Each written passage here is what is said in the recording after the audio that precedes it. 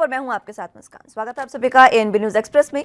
तो रुक करेंगे देश दुनिया की तमाम बड़ी खबरों का फटाफट अंदाज में।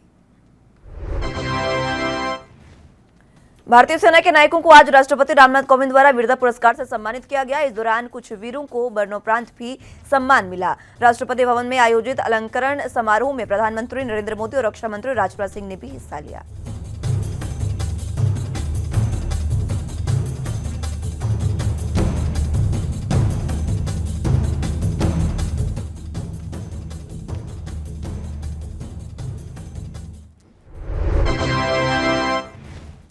भारतीय वायुसेना के लिए आज का दिन बेहद खास रहा। दरअसल 27 फरवरी 2019 को एक पाकिस्तानी F-16 लड़ाकू विमान को हवाई युद्ध में मार गिराने वाले ग्रुप कैप्टन अभिनंदन वर्धमान को आज राष्ट्रपति रामनाथ कोविंद द्वारा वीर चक्र से सम्मानित भी किया गया। बालाकोट एयर स्ट्राइक के समय अभिनंदन वायुसेना में विंग कमांडर थे, लेकिन अब उन्हें प्रमोट करके ग्रुप कैप्टन बना दिया गया है।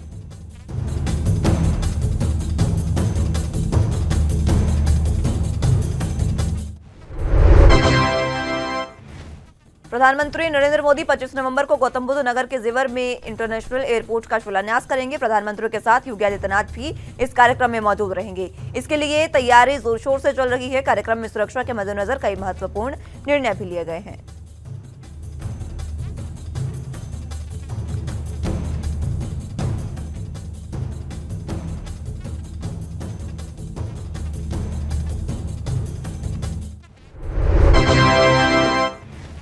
जेवर एयरपोर्ट का शिलान्यास करने के बाद प्रधानमंत्री नरेंद्र मोदी ने एक जनसभा को भी संबोधित करेंगे। इस दौरान कड़ी सुरक्षा व्यवस्था रहेगी। अधिकारियों ने फैसला लिया है कि कोई भी व्यक्ति जनसभा में काला मास्क, काली टोपी और काले कपड़े पहनकर एंट्री नहीं कर सकता। ये फैसला इसलिए लिया गया है क्योंकि जिले में कुछ लोग इस एयरपोर्ट का विरोध भी कर रहे हैं।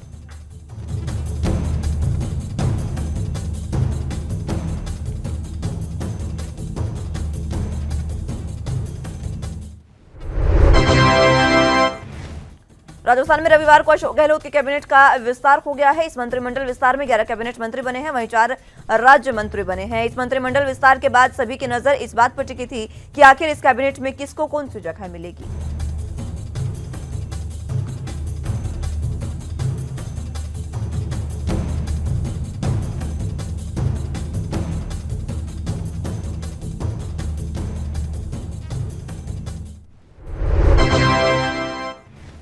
अशोक गहलोत ने गृह, वित्त, आईटी और कम्युनिकेशन विभाग अपने पास रखा है। वहीं अशोक गहलोत ने अपने लिस्टिंग में कई नेताओं को मुख्यमंत्री का सलाहकार भी नियुक्त किया है। इसमें बाबूलाल नागर, डॉक्टर जितेंद्र सिंह, रामकेश मीणा, संयम लोढ़ा, दानिश अबरार, राजकुमार शर्मा शामिल हैं।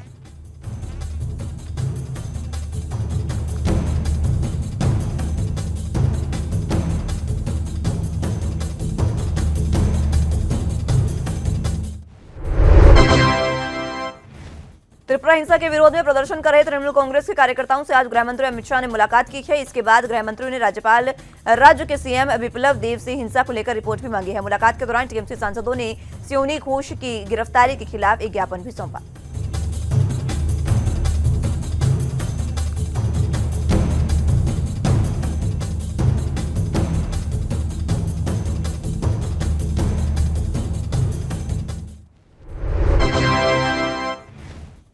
कुछ ही दिनों में त्रिपुरा में निकाय चुनाव भी होने हैं और इससे पहले त्रिपुरा इकाई में कार्यकर्ताओं पर कथित पुलिस बर्बरता और हमलों के खिलाफ टीएमसी प्रदर्शन कर रही है। हाल ही में टीएमसी ने एक कार्यक्रम के दौरान पुलिस पर लाठीचार्ज करने का आरोप लगाया था और इसके साथ ही कार्यकर्ताओं ने आरोप लगाया था कि बीजेपी कार्यकर्ताओं ने पूर्वोत्तर में उनके चुनाव प्रचार को बाधित किया है।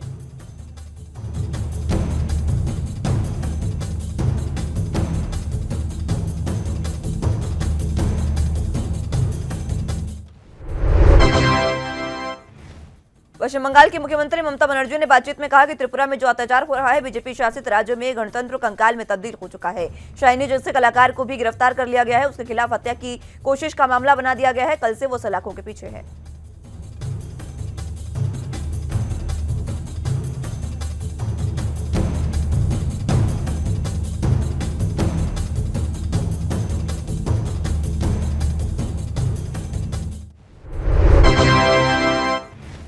उन्होंने कहा कि अभिषेक बनर्जी आज त्रिपुरा गए हैं, वहां अत्याचार हो रहे हैं। कितने लोगों को हमें वहां से ले जाकर कोलकाता के अस्पताल में ट्रीटमेंट के लिए ले जाना पड़ रहा है, वहां पर इलाज तक नहीं करने दे रहे हैं। अब ह्यूमन राइट्स कम्युनिकेशन कहाँ गया, लेफ्ट राइट कम्युनिकेशन कहाँ गया? हमारे यहाँ थोड़ा कुछ होने पर बहुत कुछ बोलते हैं।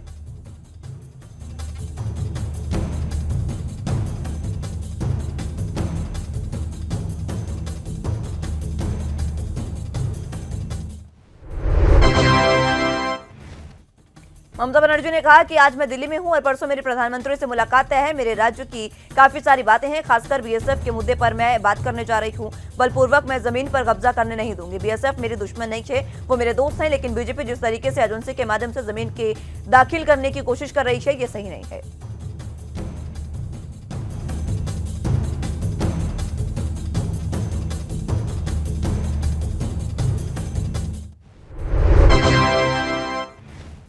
मुंबई के पूर्व पुलिस कमिश्नर परमबीर सिंह की याचिका पर आज सुप्रीम कोर्ट में सुनवाई हुई। इस दौरान परमबीर सिंह के वकील ने कोर्ट में कहा कि मुंबई का उन्हें जान से खतरा है, इसलिए वो यहां नहीं आ रहे हैं। इस पर कोर्ट ने कहा कि यह हैरान करने वाली बात है कि मुंबई के पूर्व पुलिस कमिश्नर को मुंबई आने और रहने में डर लगता है।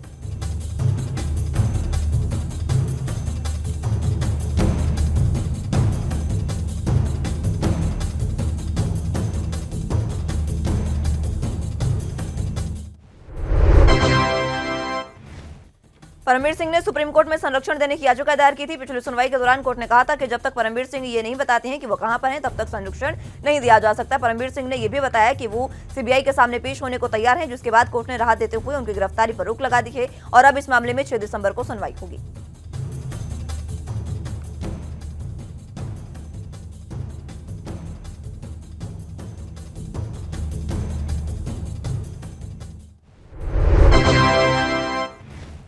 संयुक्त किसान मोर्चा के महापंचायत में राकेश टिकैत मोदी और योगी सरकार पर जमकर बरसे। उन्होंने कहा कि सरकार को अपनी भाषा में समझाने में 1 साल लग गए। अब प्रधानमंत्री को यह समझ आया है कि कृषि कानून किसान, मजदूर और दुकानदार विरोधी हैं। टिकैत ने कहा कि सरकार ने किसानों को बांटने का प्रयास किया।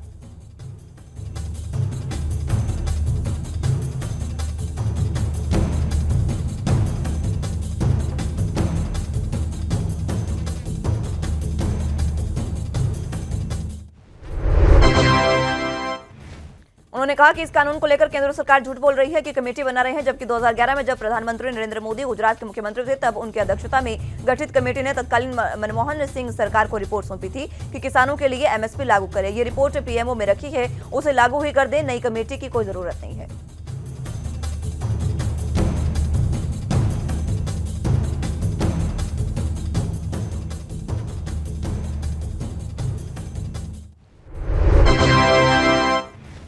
किसान नेता राकेश टिकैत ने एआईएमआईएम प्रमुख अजदुद्दीन ओवैसी और बीजेपी को चाचा भतीजा का गठबंधन बताया है। बीजेपी भारतीय किसान संघ के नेता राकेश टिकैत अजदुद्दीन ओवैसी की सीएए और एनआरसी को निरस्त करने की मांग पर उन्होंने अपनी प्रतिक्रिया दी है।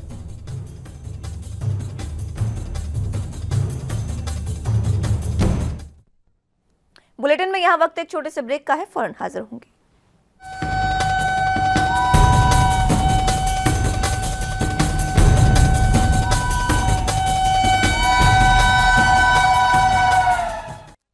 ब्रेक के बाद एक बार फिर से स्वागत है आप सभी का। तो रुक करेंगे एक बार फिर से देश दुनिया की तमाम बड़ी खबरों का फटाफट अंदाज में।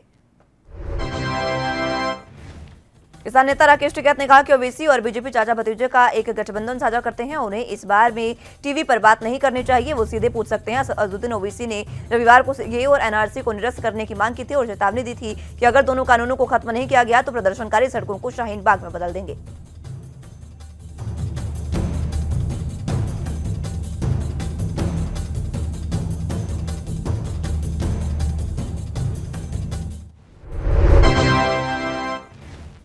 आम आदमी पार्टी संयोजक और दिल्ली के सीएम अरविंद केजरीवाल ने पंजाब के मुख्यमंत्री चरणजीत सिंह चन्नी पर चुटकुले अंदाज में हमला बोला है। उन्होंने नाम लिए बिना कहा कि एक बहुत जरूरी बात है कि पंजाब में आजकल एक नकली केजरीवाल घूम रहा है, जो मैं बोलता हूं 2 दिन बाद वो वही बात कहता है।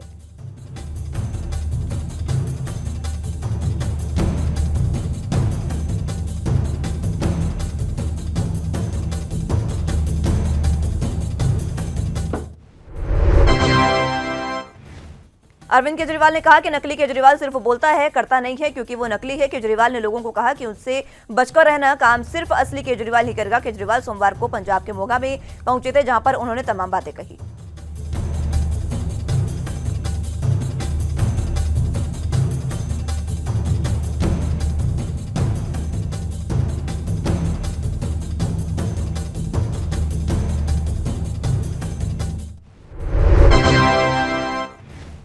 एनसीबी के जोनल डायरेक्टर समीर वानखेड़े के पिता ज्ञानदेव वानखेड़े को आज बॉम्बे हाईकोर्ट से झटका लगा है।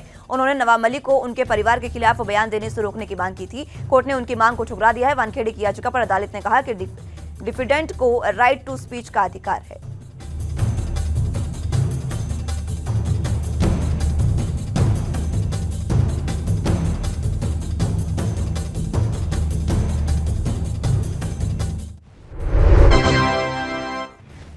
हाईकोर्ट ने कहा कि किसी भी अधिकारी के बारे में बयान देने से पहले हर पहलू की जांच वेरिफिकेशन की जानी चाहिए। जो आरोप नवाब मलिक द्वारा लगाए गए हैं वो पूरी तरह से गलत है। ये कहना इस स्टेज पर सही नहीं होगा। नवाब मलिक पोस्ट कर सकते हैं लेकिन पूरी तरीके से वेरिफिकेशन के बाद ही पोस्ट करें।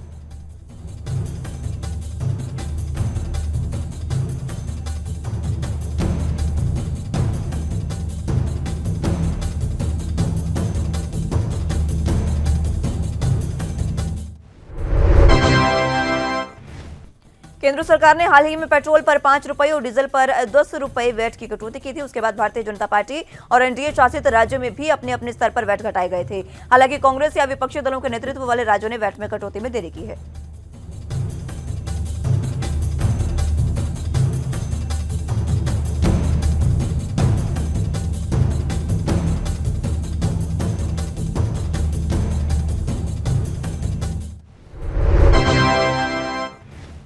आज छत्तीसगढ़ सरकार ने भी राज्य के हिस्से के टैक्स की कटौती का ऐलान किया है। छत्तीसगढ़ सरकार ने डीजल पर 2% और पेट्रोल पर 1% की कटौती की घोषणा की है। मुख्यमंत्री कार्यालय के मुताबिक इससे सरकारी खजाने को 1000 करोड़ का बोझ पड़ेगा।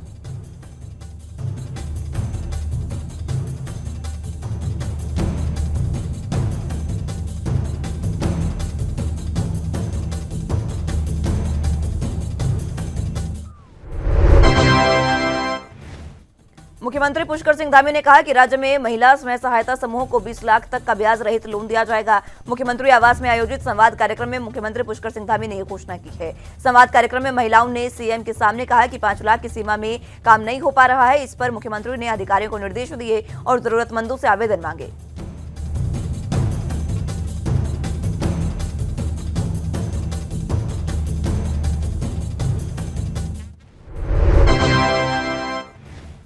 उन्होंने कहा कि 20 लाख तक लोन पर विचार किया जाएगा। मुख्यमंत्री ने इस दौरान ऐलान किया कि मंगलवार को कैबिनेट की बैठक में राज्य की नई खेल नीति पर मुहर लग जाएगी। मुख्यमंत्री ने कहा खिलाड़ियों का दैनिक भत्ता, डाइट और किराया भत्ता बढ़ाया जाएगा।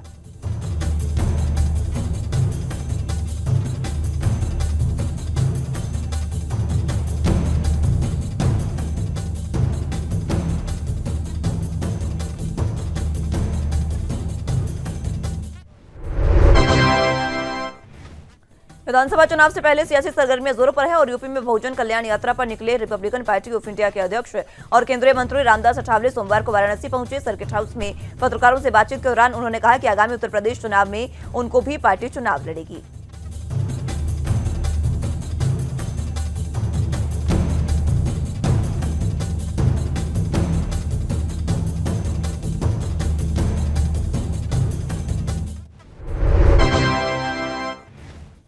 बीजेपी की अल्पसंख्यक मोर्चा के क्षेत्रीय कार्यसमिति की बैठक अयोध्या की सर्किट हाउस में संपन्न हुई। वहीं इस कार्यसमिति की बैठक में शामिल होने अयोध्या पहुंचे अल्पसंख्यक आयोग के सदस्य सरदार परविंदर सिंह ने प्रदेश की योगी सरकार को जमकर तारीफ की। उन्होंने कहा कि उत्तर प्रदेश सरकार ने प्रत्येक वो कार्य किया है जो आजादी के पूर्व कभी नहीं हुआ। पूर्वांचल एक्सप्रेसवे एक जीवंत उदाहरण है।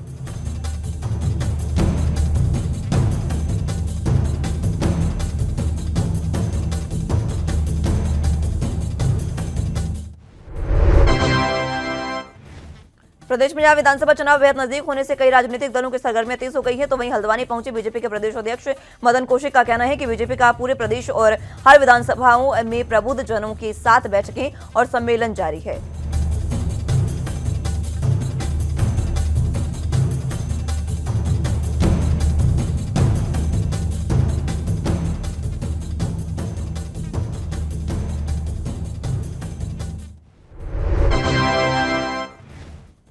विधानसभा चुनाव 2022 को देखते हुए हल्द्वानी के स्वराज आश्रम में आज पर्यवेक्षक के रूप में विधानसभा प्रभारी सुरेश कुमार ने विधानसभा सीट पर दावेदारी प्रस्तुत कर रहे दावेदारों से व्यक्तिगत मुलाकात की, जहां उन्होंने आगामी विधानसभा चुनाव 2022 के मद्देनजर पार्टी कार्यकर्ताओं से सभी मतभेद को भुलाते हुए एक मंच पर आने की बात भी कही है।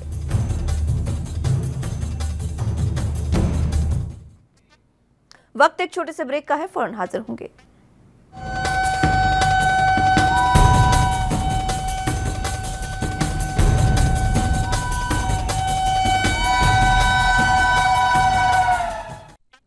ब्रेक के बाद एक बार फिर से रुक करेंगे देश दुनिया की तमाम बड़ी खबरों का फटाफट अंदाज में।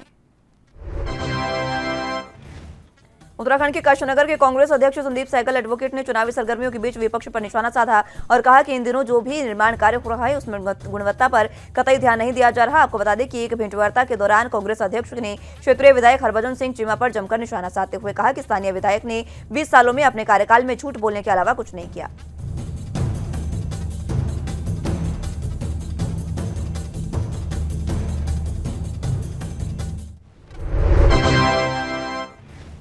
हरिद्वार के थाना सिडकुल में 21 नवंबर को वरिष्ठ पुलिस अधीक्षक के निर्देशन और क्षेत्राधिकारी सदर के पर्यवेक्षक में प्रभारी निरीक्षक थाना सिडकुल की ओर से टीम गठित कर चोरी की घटनाओं को अंजाम देने वाले चोरों की धरपकड़ के लिए दबिश दी गई और घटनास्थल से निरीक्षण किया गया।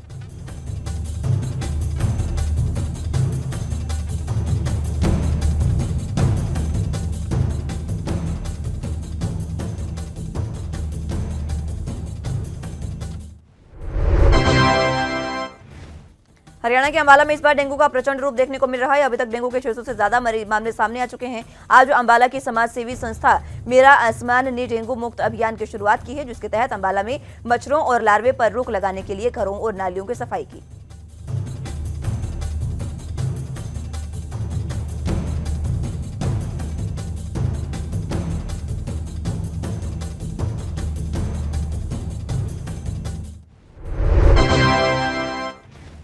मध्य प्रदेश के रीवा जिले के हनुमाना पंचायत अंतर्गत ग्राम पंचायत बलोही में आज मध्य प्रदेश के विधानसभा अध्यक्ष गिरीश गौतम महावीरन मंदिर पहुंचे और भूमि पूजन किया और कई कार्यों का लोकार्पण मध्य प्रदेश विधानसभा अध्यक्ष की ओर से किया गया।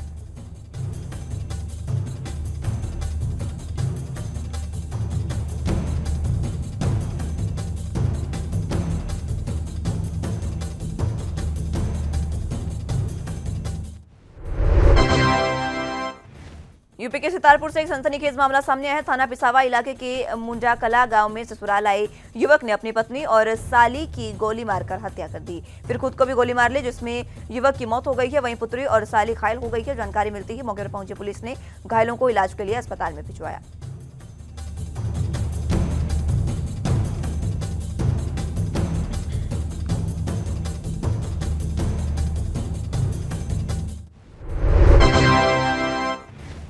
उत्तर प्रदेश के मिर्जापुर में खौफनाक वारदात का पुलिस ने खुलासा किया है। बड़ी की ओर से खर्च के लिए पैसा नहीं देने से नाराज छोटे भाई ने भाई के पूरे परिवार की हत्या कर दी और पुलिस ने घटना का खुलासा करते हुए हत्या आरोपी भाई को गिरफ्तार कर जेल भेज दिया है।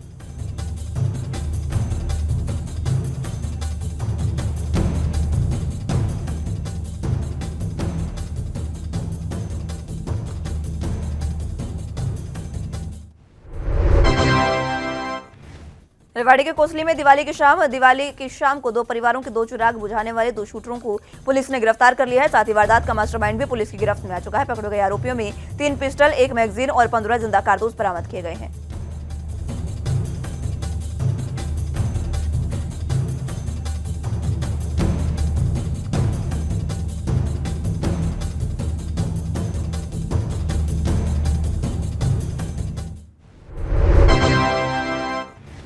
रोहतक में नगरपालिका कर्मचारी संघ की रोहतक इकाई के प्रधान संजय बिडलान और उनके परिवार पर लाठी डंडों से हमला कर दिया गया और इस मामले में ओल्ड सब्जी मंडी पुलिस स्टेशन में शिकायत दर्ज की गई है। बिडलान फिलहाल नगरपालिका कर्मचारी संघ की रोहतक इकाई के प्रधान का चुनाव लड़ रहे हैं।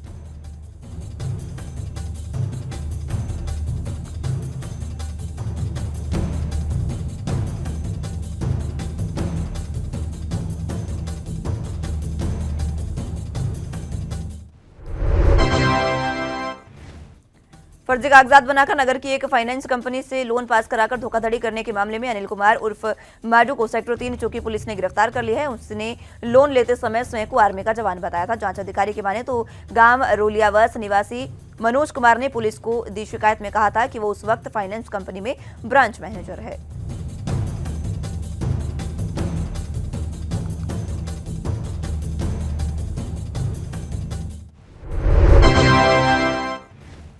एचएससीबी वर्कर्स यूनियन की यूनिट कार्यकारिणी के आह्वान पर कार्यकारी अभियंता गगन पांडे के खिलाफ कर्मचारियों ने डिवीजन के तहत आने वाले सभी बिजली कार्यालय पर सुबह 9 बजे से 11 बजे तक विरोध प्रदर्शन किया। सापला में प्रदर्शन कर रहे सब यूनिट प्रधान नवजीत खत्री ने कहा कि कार्यकारी अभियंता गगन पांडे की तानाशाही से न केवल कर्मचारी बल्कि डिवीजन के तहत पड़ने वाले उपभोक्ता भी पूरे तरीके से त्रस्त हैं।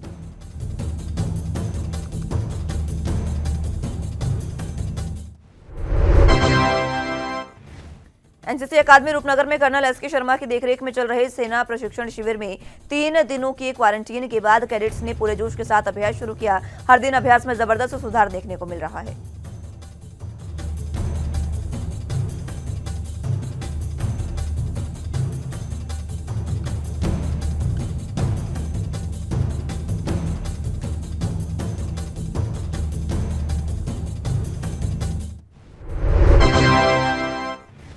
पंजाब के पठानकोट जिले में आर्मी कैंप में ग्रेनेड से हमला किया गया। ग्रेनेड कैंप के त्रिवेणी गेट पर फेंका गया। हालांकि हमले में कोई जानमाल का नुकसान नहीं हुआ है, लेकिन पठानकोट में हाई अलर्ट है।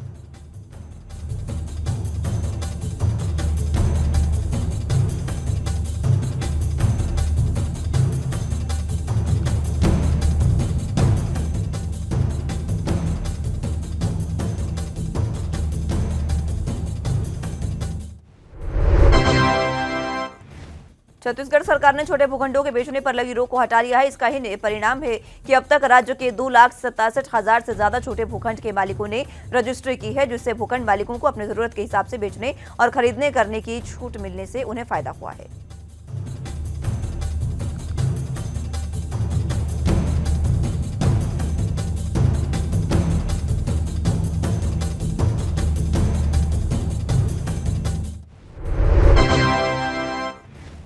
रविवार को कोलकाता में न्यूजीलैंड के खिलाफ टी20 सीरीज के आखिरी मैच में रोहित ने ये मुकाम हासिल किया। रोहित ने 30 गेंद पर हाफ सेंचुरी पूरी की। इसके साथ ही वो विराट कोहली से आगे निकल गए हैं, जिन्हें इस सीरीज में आराम दिया गया है।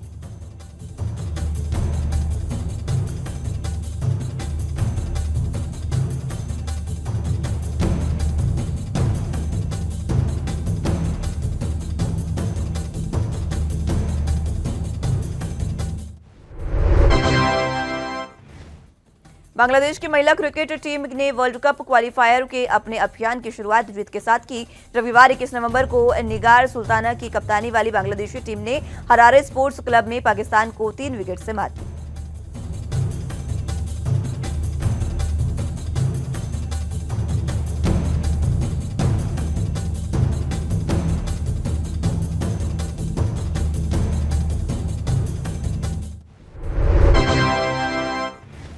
शेयर बाजार में लिस्टिंग के बाद से ही पेटीएम के शेयरों की हालत खराब है। सोमवार को कारोबार के दौरान ये गिरते हुए 1200 के आसपास पहुंच गया है, जो ब्रोकिज फर्म मैक्यारी के हिसाब से इसका सही वैल्यूएशन था।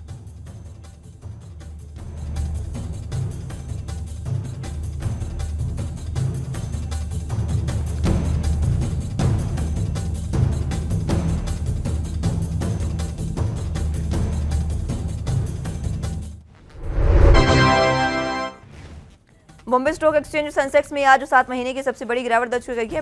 बाजार में 1,170 पॉइंट्स गिरकर 58,465 पर बंद हुआ। अप्रैल के बाद किसी एक महीने में ये सबसे बड़ी गिरावट है।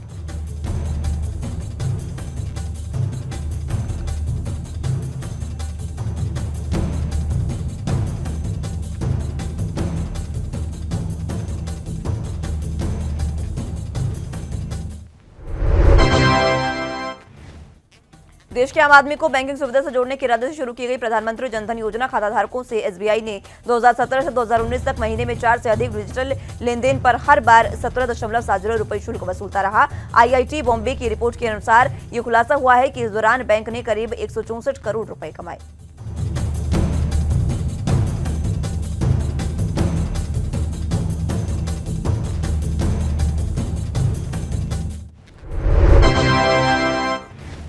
बॉलीवुड अभिनेत्री आलिया भट्ट की बेस्ट फ्रेंड अनुष्का रंजन अपने बॉयफ्रेंड आदित्य सील संग शादी के बंधन में बंध गई है। अनुष्का की शादी में बॉलीवुड के तमाम बड़ी हस्तियां शिरकत की, लेकिन सब में आलिया सबसे ज्यादा लाइमलाइट में रही। शादी से लेकर संगीत तक आलिया के फोटोज और वीडियोज इंटरनेट पर धूम मचा रहे हैं।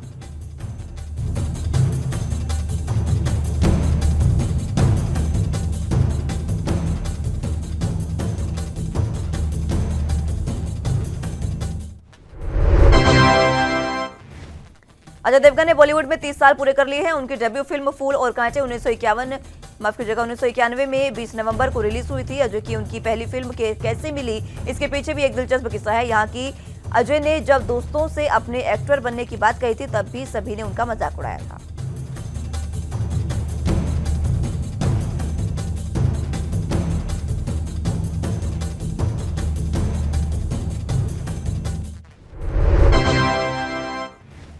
बॉलीवुड एक्टर विकी कौशल इन दिनों अपनी रूमर्ड गर्लफ्रेंड कटरीना कैफ से शादी की खबरों को लेकर सुर्खियों में है। कपल दिसंबर में शादी करने वाले हैं, जिसकी तैयारियां भी शुरू हो गई है। और अब खबरें हैं कि एक्टर ने शादी के महज कुछ दिनों पहले लक्ष्मण उटेलकर के निर्देशन में बन रही फिल्म शूटिंग की शुरू कर दी है और इस फिल्म में उनके साथ सारा अली खान नजर आने वाली है।